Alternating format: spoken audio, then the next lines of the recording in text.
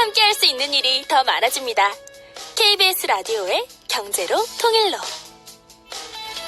한국에서 거주하는 우리 동포들의 경제활동 소식을 전해드립니다. 여기는 한국동포타운. 오늘도 동포세계신문 김용필 편집국장님 전화 연결돼 있습니다. 김 국장님 안녕하세요. 네, 안녕하세요. 예, 오늘 첫 소식은 경기도 화성시를 다녀온 이야기부터 들어볼까요? 네, 올해는 3.1운동 100주년이 되는 해죠. 그래서 8월 15일 강복절이 더욱 뜻깊게 느껴졌는데요. 그래서 오늘은 특별한 곳을 소개해드릴까 합니다. 경기도 화성시 향남읍의 바란 만세시장인데요. 만세시장 하니까 좀 뭔가 연상되는 게 있죠. 그렇습니다. 이 1919년 3.1 운동이 일어났는데 그해 3월 30일 바로 이곳 바란장터에서 일제에 대항하는 대한독립 만세운동이 벌어진 장소입니다. 그래서 바란장터로 좀 불리다가 2014년도부터 이 바란 만세시장이라는 이름으로 개명을 해서 만세운동이 일어나는 곳임을 기억하게 해주는 곳인데요. 바로 가까이에는 그 제암리교회가 또 위치해 있기도 합니다. 화성 바란하면 역사도 깊은 장소이고 그곳 역시 중국 동포, 외국인 노동자들이 밀집해 사는 곳이라고요. 네, 그 바란 만세시장은 한 100년의 역사를 지닌 전통 5일 시장인데요. 매달 5일 단위로 장이 열리고 있습니다. 60년대까지만 해도 그 농촌에서 일을 하다 또 장화를 신고 장 보러 오는 사람, 또 곡식을 갖고 와서 옷이나 생필품, 물물 교환을 하기도 하고 서로 잘 아는 시골 사람들이 주로 이루었습니다. 그러나 이런 90년대의 이런 분위기와는 다르게 이제는 2000년대 이후부터는 분위기가 조금씩 바뀌기 시작을 했는데요. 바로 이 중국 동포 외국인들이 들어와서 이 중국 식당, 식품점, 또 여행사, 환전소 등이 들어섰기 때문입니다. 심지어는 주변에 제조업체가 많이 들어서면서 동남아시아권의 그 베트남, 네팔, 태국, 인도네시아 등 여러 국가의 그 이주민들이 들어와서 그 식당이라든가 또 식자재 점포들이 많이 들어서요. 주말 휴일이면은 이 바란 만세 시장을 찾고 있는 외국인 노동자국이 한 80%를 차지한다고 합니다. 어떻게 보면은 그 전통 시장과 다문화 국제 시장이 어우러져 있는 곳으로 이렇게 바뀌어 가고 있는 곳이라고 보여집니다. 예, 많은 이 변화가 있었던 것 같습니다. 자, 그렇다면 이 바란 지역 주민들 그리고 이제 중국 동포 이주민들과의 관계는 어떤지도 궁금합니다.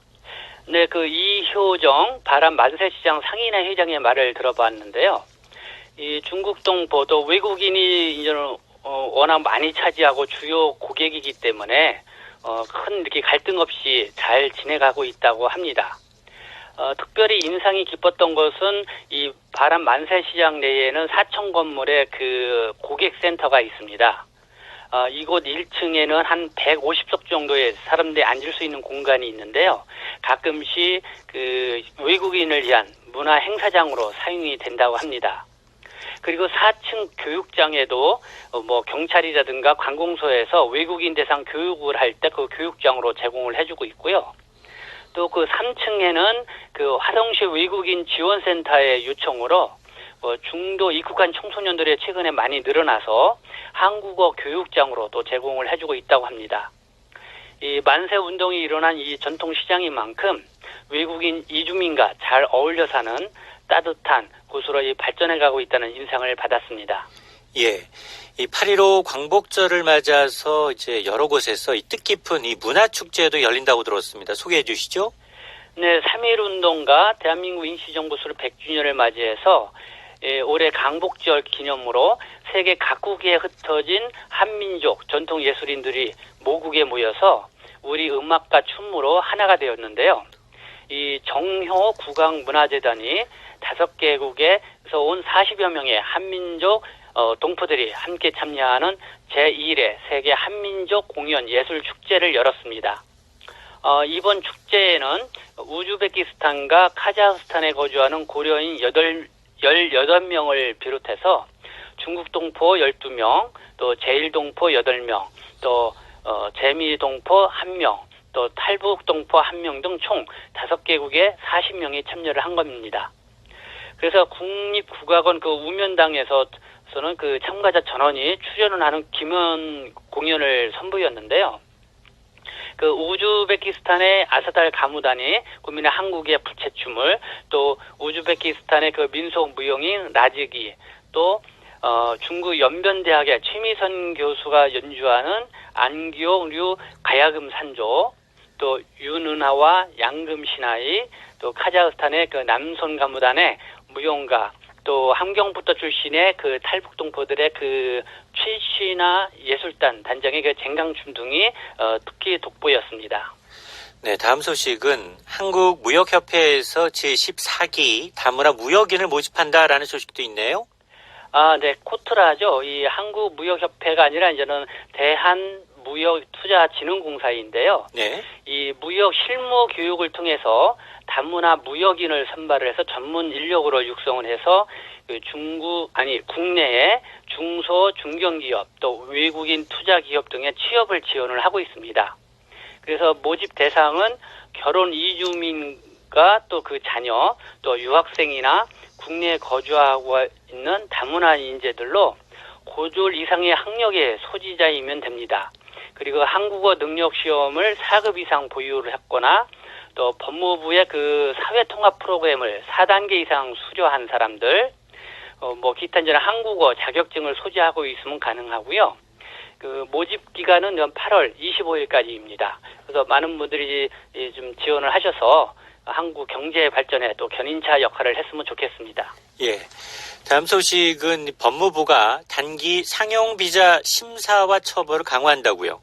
그렇습니다. 그 법무부는 무심코 초청한 외국인 그 초청자가 허위 초청으로 처벌될 수 있다면서 그 외국인 초청에 주의하라고 공지를 했습니다. 이 법무부는 그 비즈니스를 빙자를 해서 외국인 허위 초청을 또 방지하기 위해서 그러는 건데요. 지난 9일부터 이 단기 상용 비자에 대한 심사를 강화를 했고요. 위반에 대한 처벌도 강력히 추진해 나갈 예정임을 밝혔습니다.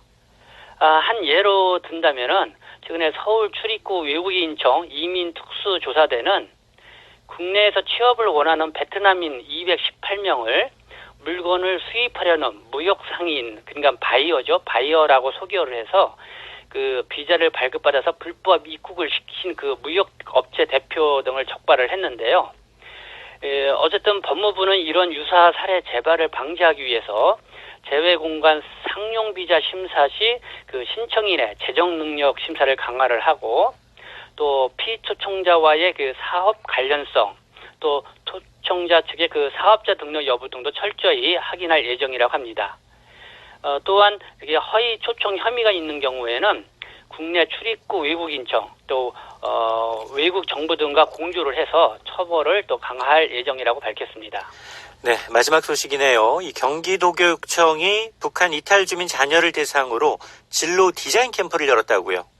네, 경기도교육청은 지난 6일부터 2박 3일간 경기도 광주 현대해상 하이비전 센터에서 도내 이 중고등학교에 재학 중인 21명의 북한 이탈 주민 자녀를 대상으로 사회 정착 지원과 또 진로 설계 역량 강화를 위해서 이 캠프를 실시를 했습니다. 이번 캠프는 일반적인 직업 체험 위주의 진로 직업 프로그램이 아니라 자기 성찰을 통한 진로 탐색 활동으로 진행을 하는데 이 초점을 맞췄습니다. 그래서 경기도 중등 진로 교육 연구의 교사들과 연계를 해서 이 프로그램을 진행을 했습니다. 예. 지금까지 여기는 한국동포타운 동포세계신문의 김용필 편집국장이었습니다. 오늘 도움 말씀 고맙습니다. 네, 감사합니다.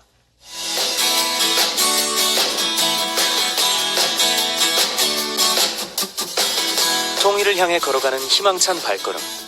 KBS 라디오의 경제로 통일로.